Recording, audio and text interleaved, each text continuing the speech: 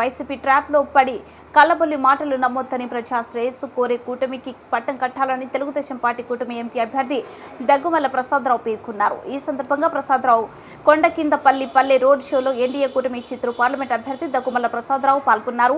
ఈ సందర్భంగా ఆయన మాట్లాడుతూ 2024 సార్వత్రిక ఎన్నికల్లో ఎలాగైనా గెలవాలని సరికొత్త డ్రామాకు వైసీపీ తరలిపోయిందన్నారు.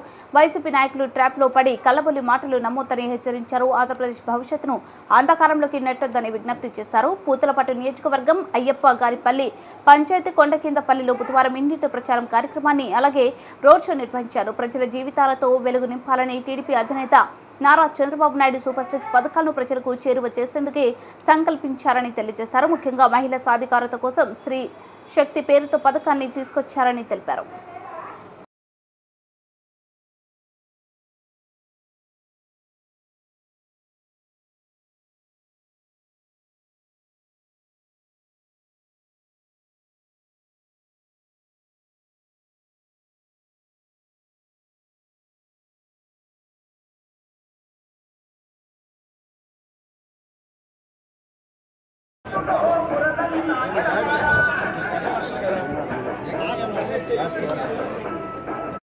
కొండ కింద పల్లికి వచ్చి తర్వాత ఇక్కడ చుట్టుపక్కల ఉన్న ఐతవారిపల్లి మండలంలో పంచాయతీలో చేసాము. మీ అందరికీ తెలుసు మేము డోర్ టు డోర్ చేస్తూ ఉన్నాం ఇప్పుడు దాకా. అట్లా కాకుండా ఇప్పుడు గ్రూప్స్ని అడ్రస్ చేస్తున్నాం. మన చంద్రబాబు నాయుడు గారి డైరెక్షన్లో అలాగే లోకేష్ బాబు గారు కూడా డైరెక్షన్ ఇచ్చారు. అయ్యా బ్రదర్ మీరు అందరూ గ్రూప్స్ని చేయండి, ఇప్పుడు టైం తక్కువ ఉంది, ఇల్లు తిరిగితే సరిపోదు మీకు. కాబట్టి ఇట్లా ఎక్కడైతే ఒక 500 గ్రూప్ ఉంటారో దళిత గ్రూప్స్, స్త్రీల గ్రూపులు, తర్వాత యూత్ని, అలాగే ప్రొఫెషనల్స్ని, డాక్టర్స్, అడ్వకేట్స్ లాంటి వాళ్ళని, తర్వాత రైతులు, ఇట్లా గ్రూపులు అడ్రస్ చేసుకుంటూ పోతున్నాం. ఆ భాగంలో ఈ ఊరికి వచ్చాం. రైతులందరికీ మేము మాట్లాడాం.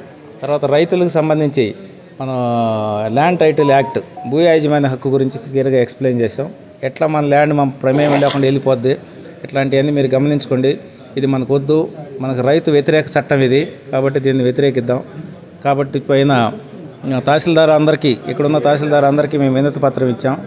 అయినా కూడా రేపు తెలుగుదేశం పార్టీ ప్రభుత్వం ఏర్పాటు కాగానే 2వ ఫైల్ సంతకం ఈ చట్ట రద్దు ఉంటుంది.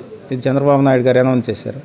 అలాగే మాకు ధైర్యం ఇవ్వటానికి, ఆల్రెడీ గెలిచిపోతున్న తెలుగుదేశం పార్టీకి ధైర్యం ఇవ్వడానికి, తర్వాత మేమున్నాం మీ వెనక అని ఆదరణ చెప్పడానికి BJP home minister Amit Shah గారు కానీ, ప్రైమ్ మినిస్టర్ నరేంద్ర మోడీ గారు కానీ వచ్చి మా లీడర్స్కి మాకు అందరికీ ధైర్యం ఇస్తున్నారు.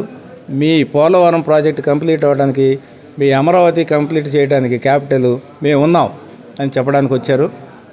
వాళ్ళకు కూడా కృతజ్ఞత చెప్తున్నాం. అలాగే ముందుకెళ్ళిపోతాం.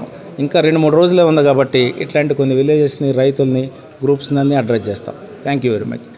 జయచంద్ర లాంటి శంకర్ నాయుడు గారు లాంటి చెప్పడం ఏంటంటే 1983లో ఎన్టీఆర్ గారు వచ్చినప్పుడు వచ్చిన ఊపు ఇప్పుడు కనపడుతుంది.